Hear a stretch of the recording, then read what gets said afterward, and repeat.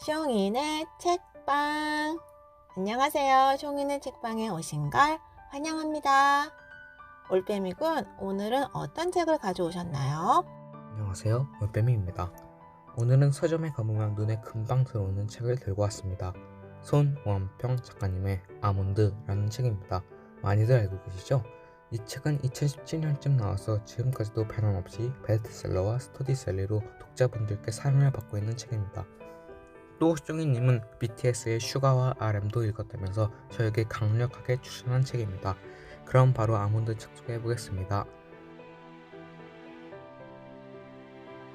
이 책의 주인공은 16살 선윤재, 감정표현 불능증이라는 다른 말로 알렉시미티아라고 알려진 정서적 장애를 가지고 있는 아이입니다.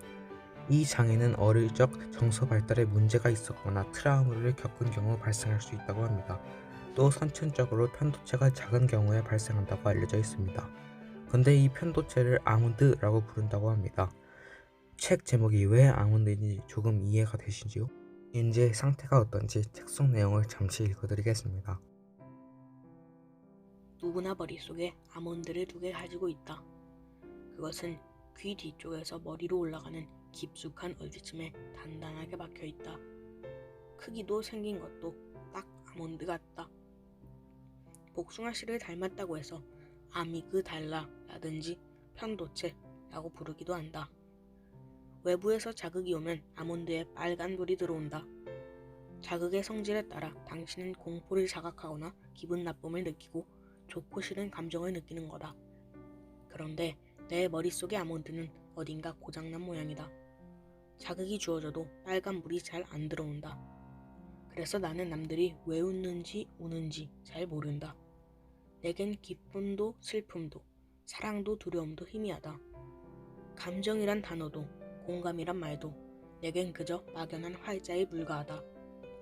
편도체가 작으면 나타나는 증상 중 하나가 공포심을 잘 모르는 거다. 용감해서 좋겠다고 생각한다면 모르는 소리다. 두려움이란 생명 유지의 본능적인 방어 기세다.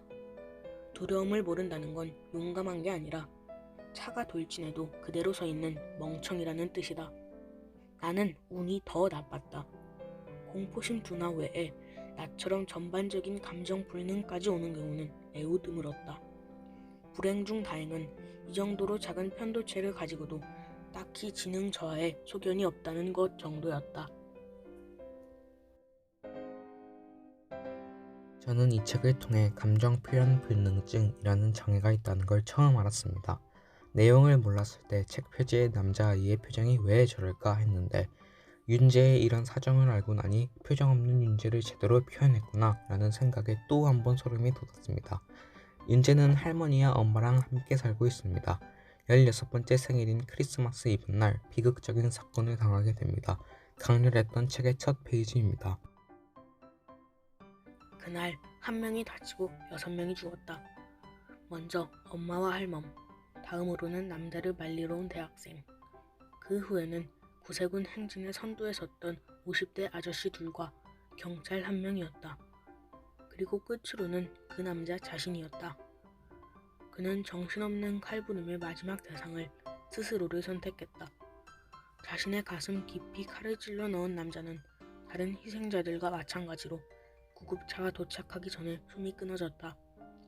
나는 모든 일이 눈앞에서 벌어지는 것을 바라보고만 있었다. 언제나처럼 무표정하게.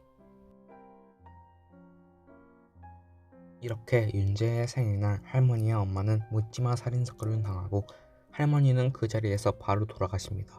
유일하게 살아남은 엄마 역시 식물인간이 됩니다.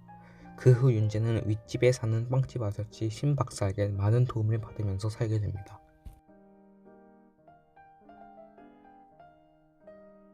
그리고 윤재에게 윤 교수라는 인물이 등장합니다.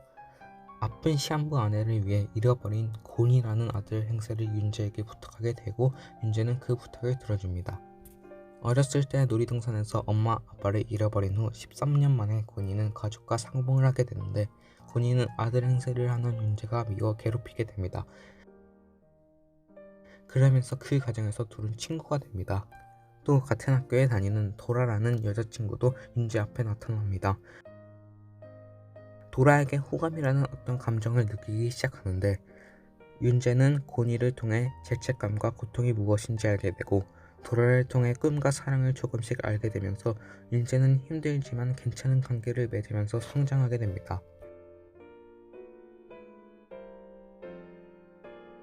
이처럼 윤재에게 많은 일이 일어나는데 제가 알려드린 줄거리가 다가 아니라 직접 인물들에 대해서 묘사를 읽어봐야 그 감정을 제대로 느낄 수 있는 소설입니다. 요약된 줄거리만 보면 이 책을 다 읽은 걸로 착각할 수 있는데요. 절대 그렇지 않다는 점 강조드립니다.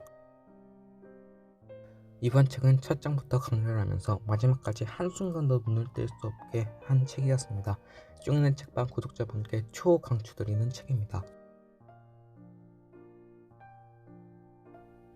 네, 올빼미군의 책 소개 잘 들었습니다. 태어날 때부터 감정을 느끼지 못하는 아이와 감정을 느끼지 않기를 바라는 아이의 대화. 누가 더 불행한 걸까요? 누군가 나에게 감정을 버릴 수 있는 기회를 준다면 여러분은 어떻게 하실 건가요? 아프고 힘든 감정을 느낄 수 있다는 건 내가 성장한다는 것뿐만 아니라 이번 책을 통해 저는 감정을 느낄 수 있다는 이 평범함 자체가 얼마나 소중하고 감사한 건지 조심스럽게 말해봅니다. 그럼 이상으로 숑이네 책방 영상을 마치도록 하겠습니다. 여러분 모두 안녕.